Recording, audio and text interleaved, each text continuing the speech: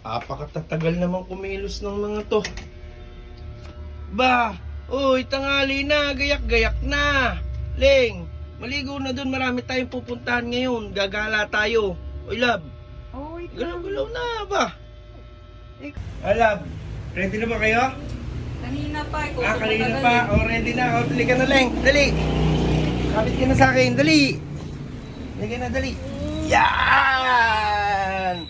Ready na ang Mendoza family. Tara na. Tara na, kumapit ka lang sa akin. Bilisan mo. Dito tayo babagsak. Tingnan mo. 1, 2, 3. Narinig na nga kami sa market, Taguig City. Di na namin napagpasyahang pumunta. Talagang Biyernes pa lang ngayon ay napaka-traffic kaya kami hindi na lumayaw. Saan ka ba pupunta, Leng? Sa playground. Playground. Nasaan tayo? Sa market. Pambansang galaan ng mga tao dito sa Taguig. Tandaan mo namin dito si Mrs. walang wala pang napipili na pupusuang bilhin, buti na lang. So ngayon, uunahin muna natin si Alea na dalhin saan ka pupunta ulit? Playground. Sa playground kasi talagang matagal na siyang di nakakatungtong ng mga playground eh. Para din nag-slide Ganda rin ang palaruan dito sa sa market. O mag-i-enjoy na naman si Alea dyan. Mababaw lang ang kaligayahan ng anak ko. Ganito lang, ayan, wala na. Ayun pala. Alea! Tuwing anniversary kasi namin, nilalabas namin yung mga bata para parang yun na yung ginagawa naming celebration. Hindi talaga para sa amin, para sa mga bata. Kagaya nung last year, dinala namin sa Kidsuna si Alea kasi noon wala pa si Ali. O ngayon, si Alea yung pumili dito kasi pinapili ko siya kanina. Ang sabi ko, saan mo gusto, sa Kidsuna o dito? Pinakita ko yung picture nito. Sabi niya dito na lang daw kasi lumalaki na siya. Mas gusto niya yung mga ganitong playground kaysa dun sa laro dun sa Kidsuna kasi nga more pambata talaga na yun, hindi siya makakatakbo. Dito mag-i-enjoy talaga siya. Tingnan niyo yung ginagawa, layo na Kaya mo ba yan? Kaya mo? Galing galing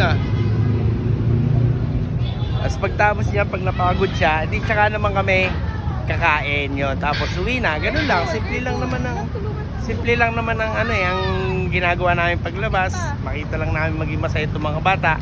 Masaya na rin kami doon. Bulaga! Happy?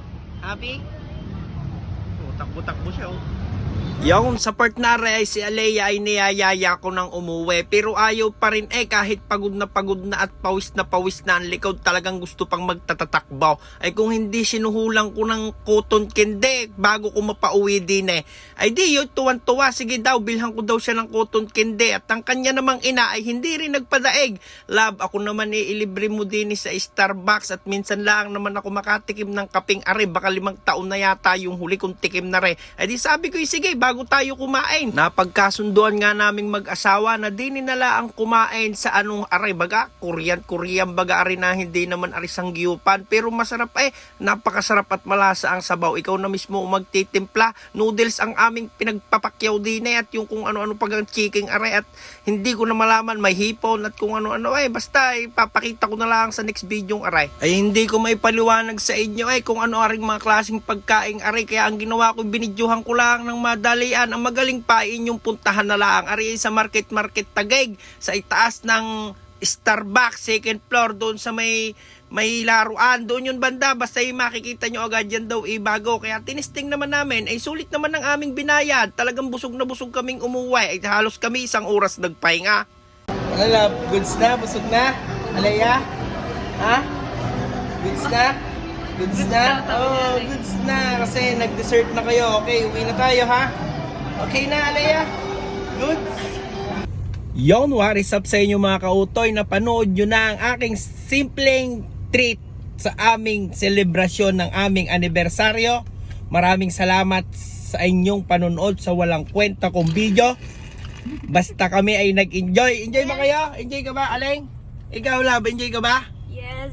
Yeah, maraming salamat sa inyong panonood. Don't forget, follow, like, and share. Peace!